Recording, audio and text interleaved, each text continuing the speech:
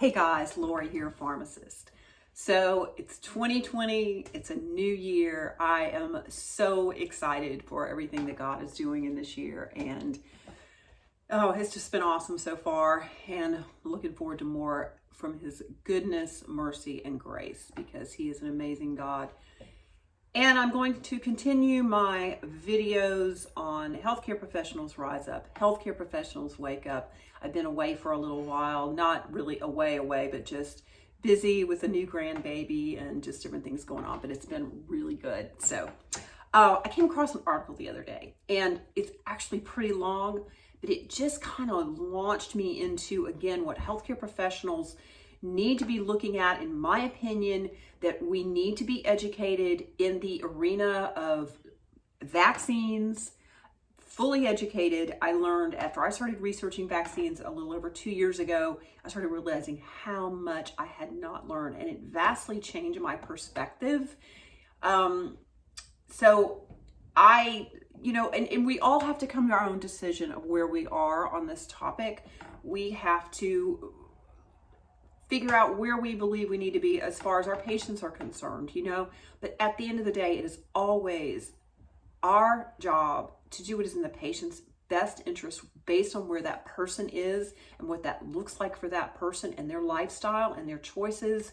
And unless we're educated ourselves, we're not going to be able to adequately do that. And I realized that I was so uneducated in this arena and that I was not giving patients true informed consent when I was working as a retail pharmacist, which broke my heart because that was wrong on my part. I was ignorant. I can also say that since I started doing this research and have become educated, I have so many questions every week from parents, healthcare professionals, that are asking me what my perspective is on this. What do I think about that? What should they do about this? It is not my job to tell anyone what to do. It's my job to educate you, to point you in the right direction. And this is the way it's always been for me with drugs too. It's hugely not just my job to know what a drug does in the body and how that it lowers blood pressure, that it helps, diabetes, hypoglycemic, or whatever is going on, and understanding the mechanism of action. It's also up to me to know the negative of what could happen with that drug, because you never know as a pharmacist or a healthcare professional, when is it going to be your patient that's adversely affected, even if adverse events only occurred in a small percentage of the people. We've got to know that. And it's not fair to not educate our patients so they can be fully aware. It's our job. Their blood is on our hands. So I'm on Facebook the other day. This popped up on a feed that I was in, how to deal with anti-vaxxers. It's by Wiki and it's pretty interesting. It's pretty long, so I'm just going to get on some highlights here, the most important topics. I think it's worth looking up. It's got 10 authors on this. Some of them remained anonymous, considering, honestly, when I first started reading this, I thought it was a joke because of some of the stuff that is on here, and we'll go through that.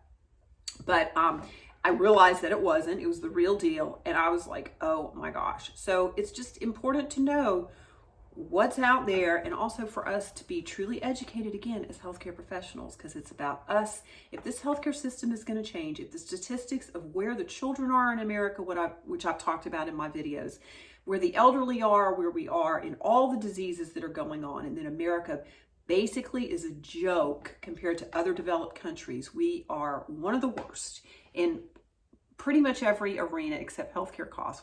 Pretty sure we're about the highest on that. All right, how to deal with anti-vaxxers. So we've got 4 things here. We've got understanding anti-vaxxers. We've got using logic, making emotional appeals, and setting boundaries. Again, this is long, so I'm going to keep it short.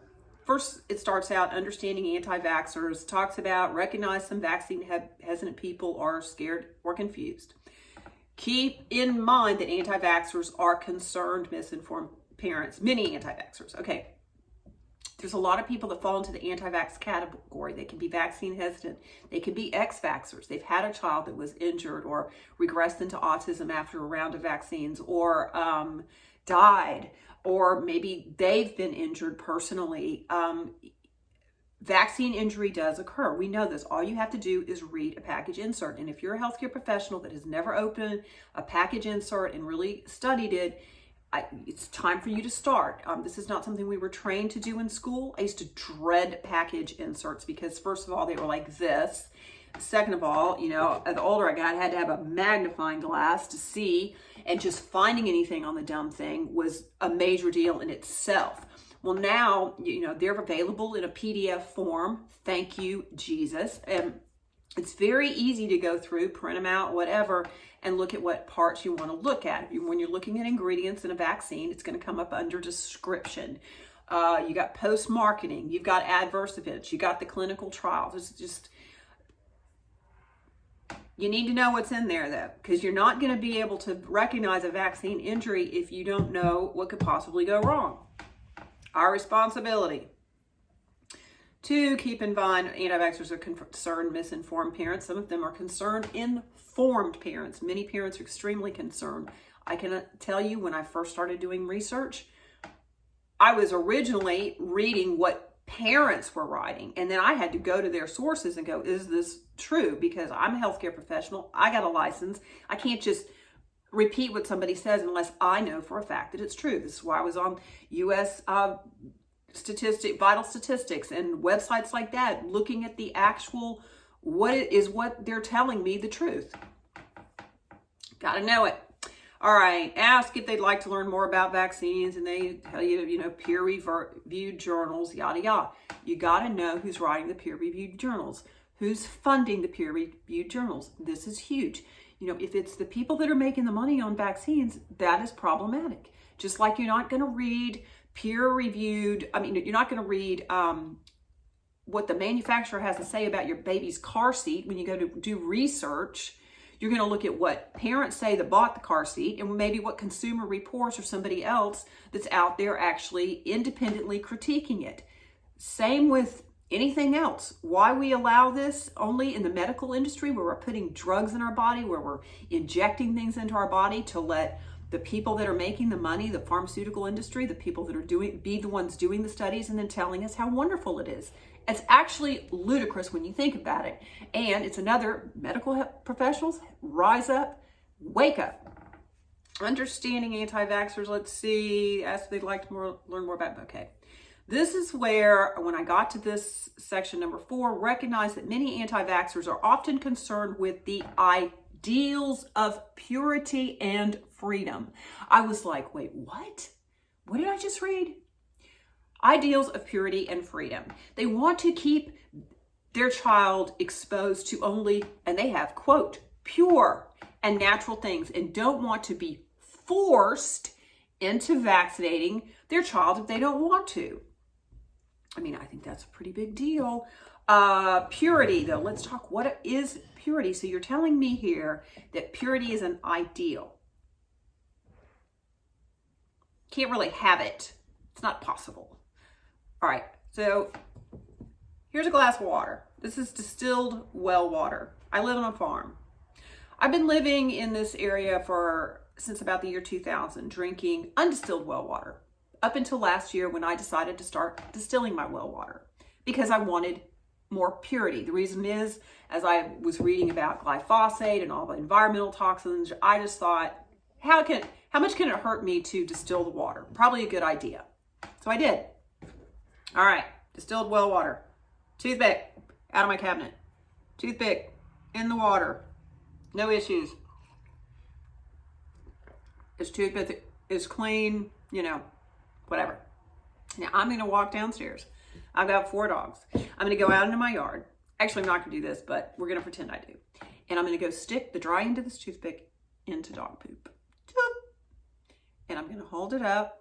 We're going to pretend again that I did this. You can't see the dog poop because it didn't, stick or anything, but I stuck it in dog poop. And now I am going to stick this toothpick in the water like so, and I am going to offer you the water. Are you going to take it? Do you want it? Heck no, you don't. You'd be like, ugh, it's disgusting. Would you go to the ER if you drank this? No. Would you even know that you had drank, it was contaminated with dog poop? No. So, what this says to me is when they're saying pure, it's kind of like, well, if you don't know, it won't hurt you. So if I had done that, but I gave you the water and didn't tell you I did that, and you aren't hurt, then it's all okay. The water's not pure. It's just got contaminated with a little bit of dog poop, but you're going to be okay. And purity's an ideal, babe. So sorry about your luck. I mean, I don't know. The whole discussion there on purity was really, then it says, discuss how vaccines harness the child's natural immune system, making vaccines sound more pure. Okay, if you look up Wikipedia, it'll even say that vaccines it's an unnatural way to incite an immune reaction in the body, the way vaccines work. Why? Because you are injecting. This is not, through a needle into your arm is not how your body would see a disease. It's going to be through inhalation, oral, either through the nose, rubbing the eyes, sexually transmitted. The vaccines that we are giving children, we are injecting something that is not the way their body would naturally see that disease. Okay, so again, let's see, freedom. Now, when I think of freedom, I think of a big thing, my freedom to choose, my freedom to speak out, my freedom to tell the truth as I see it. You might perceive it differently. My freedom to make a choice, my freedom to determine, do I want to take this drug, that drug, do I want that vaccine? Freedom is a huge word.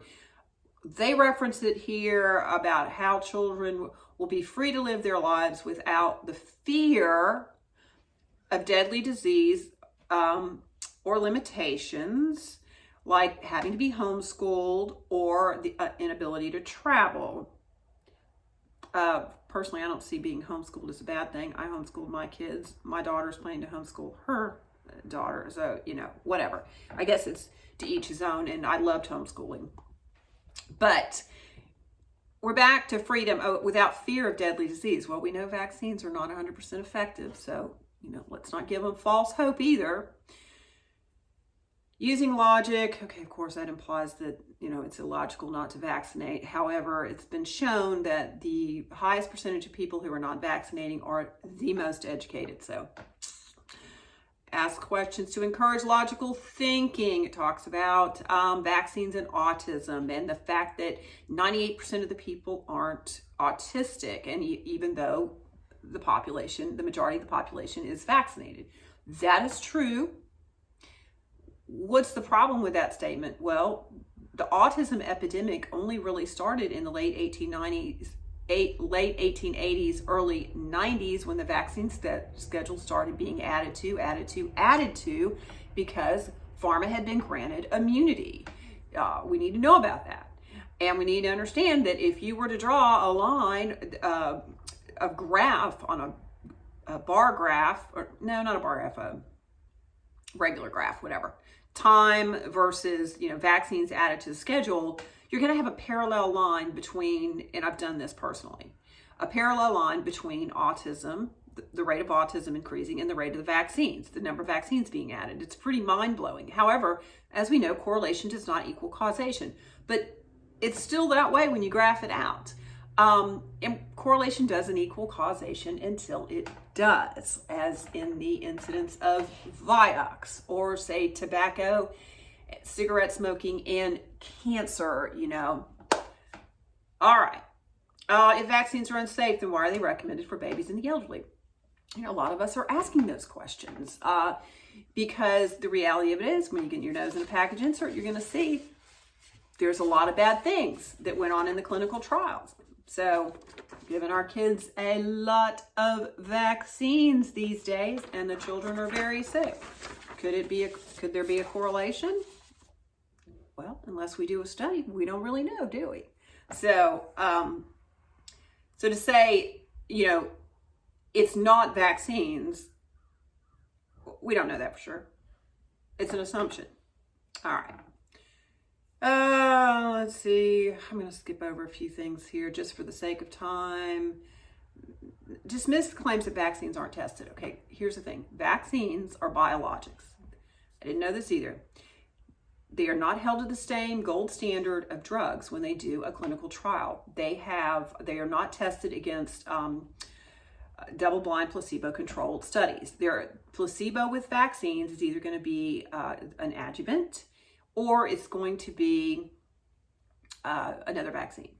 So you got to understand, aren't tested. They are tested to a degree, but you got to understand the whole testing and what's going on, and that it's not the same as drugs, which is, we're trained about that in school. We're not trained about that when it comes to vaccines. We're just told safe and effective.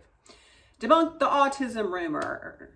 Okay, speaking of wrong information, a long time ago they're referring to as actually 1998, a surgeon named Andrew Wakefield published a small case study in the Lancet. Okay, a surgeon. Andrew Wakefield is not a surgeon. He's a gastroenterologist.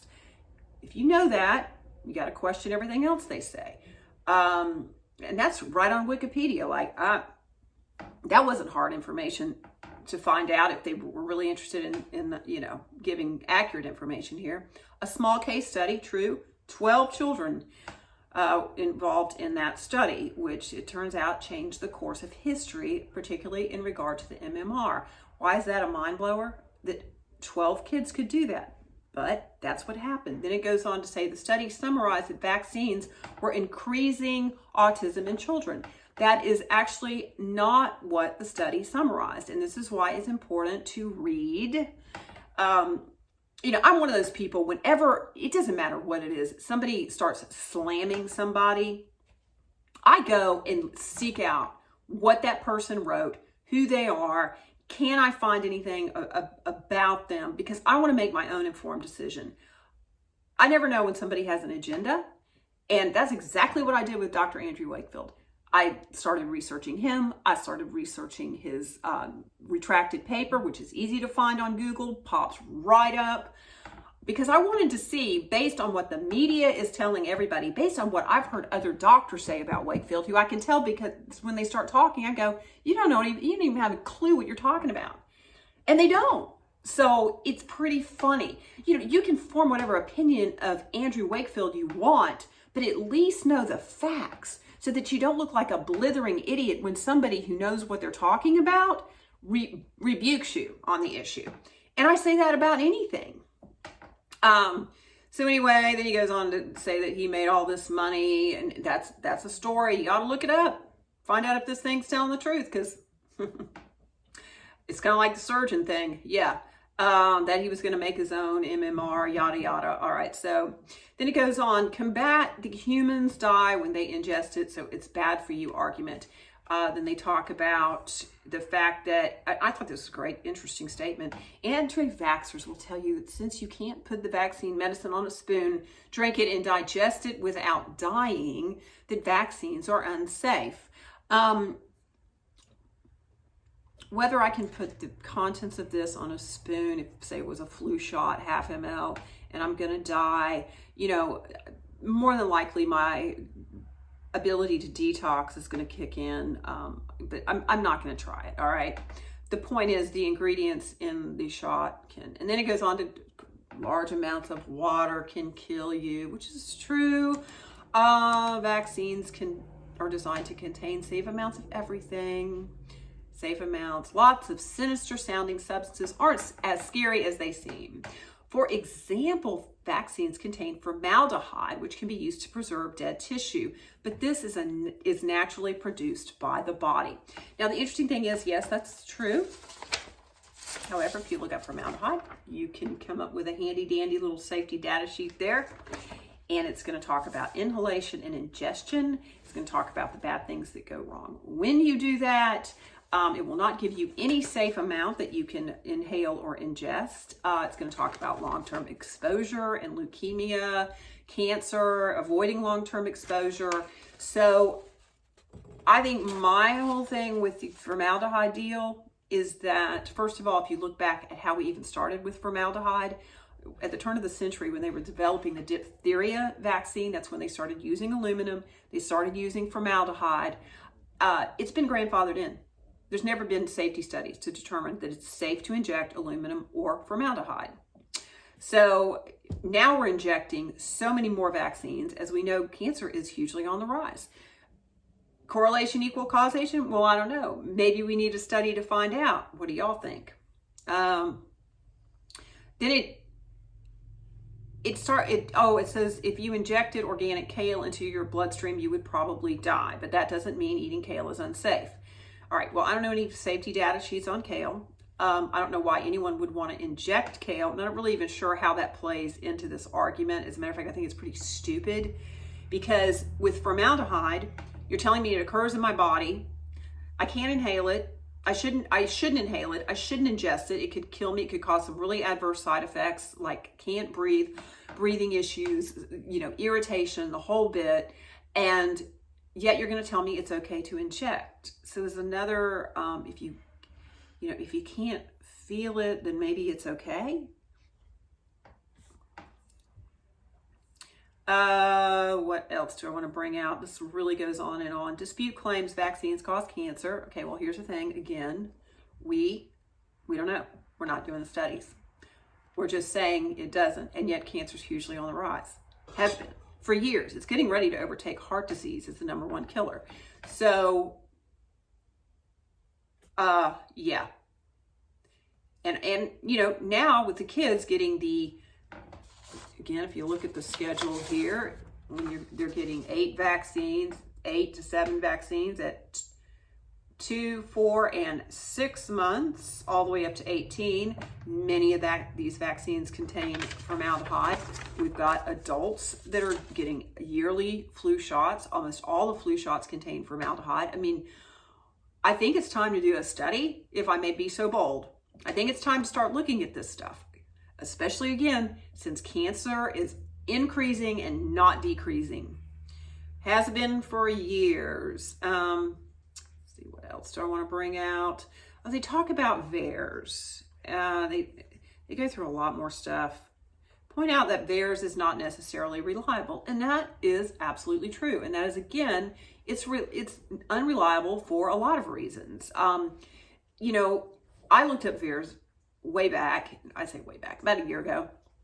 I mean, sometimes it's wrong vaccine was given. I mean, some people say, let's see, there was a thing. Somebody said a vaccination had turned them into the Hulk. I mean, we can sit here and say, okay, VAERS is totally unreliable. We can also say it's unreliable because there have been studies to show that or a study that showed it, less than 1% of vaccine injuries, adverse events were reported to VAERS. If VAERS is so lousy, and it's been proven on both sides of the argument that it is, why aren't we putting a system in place that is accurate, that can accurately track vaccine injury? Got a dog that's going, hey, Spooby. Sorry, got a dog named Spooby. Anyway, it's time to do something different. And this is where I'm talking about that healthcare professionals rise up. Healthcare professionals wake up. There's too many things wrong with this system. And for us to just go safe and effective, when pharma cannot be sued, they cannot be held liable, when we've got thousands upon thousands of parents coming forward saying, no, my child's been injured, my child reversed into autism. All these people are not making it up. We've got kids dying of SIDS. America's one of the worst when it comes to sudden infant death. When an infant, I don't know if you guys know this, but when an infant dies of SIDS, the coroner cannot put vaccines, even if the parent says, hey, they just got their vaccines, yesterday, or whatever the time frame is, cannot put vaccines. It is not an option. Why is that? I think that's insanity. Death is clearly one of the side effects that's on package inserts for vaccines. You're injecting a child with all of these vaccines in one visit, and then you do it again 4 months and 6 months, and you keep on and on and on. Why are we not adequately tracking this? This is insanity, in my humble opinion. Do we really care about the people, or do we only care about making money? All right, I'll get off my soapbox. I'm up to 24 minutes now. Again, it's Lori Wise, the Wise Pharmacist. Why do I call myself the wise pharmacist? It's not just because my last name is Wise, but it's because I believe you need to use wisdom in whatever choice you're making for yourself, your family. You need to be educated. You need to be informed. Healthcare providers need to be educated. They need to be informed so they can give the best advice possible. Are we all going to draw the same conclusion? No. Herd immunity. We didn't even touch on that. Just going to say real quick, herd immunity when it comes to vaccines is a theory. And if you just think about the fact that vaccines vary in effectiveness, that the body's individual's ability to mount an immune response to that vaccine is gonna vary. It is not a one size fits all, and yet that's what we do with vaccines. Unlike drugs, we have 20 milligram, 40 milligram, 60 milligram, whatever drug it may be. We have varying dosage. We don't do that with vaccines. We don't measure how effective the vaccine was for that person. We just inject them and assume, like we assume formaldehyde and aluminum are safe. It's not good enough, people. It's just flipping not good enough. So, healthcare professionals rise up. Healthcare professionals wake up. Healthcare professionals get educated on this stuff and understand what we're doing and move past the mantras that we're told in school, okay? The patient's blood is on our hands. So again, Lori Wise, use wisdom in your choices, whatever they may be.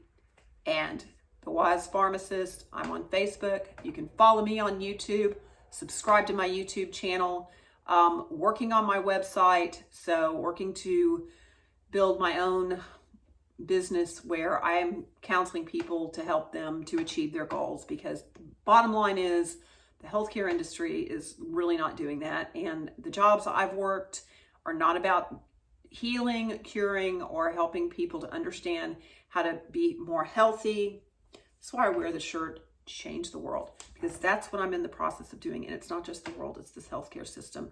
So I'm doing everything I can.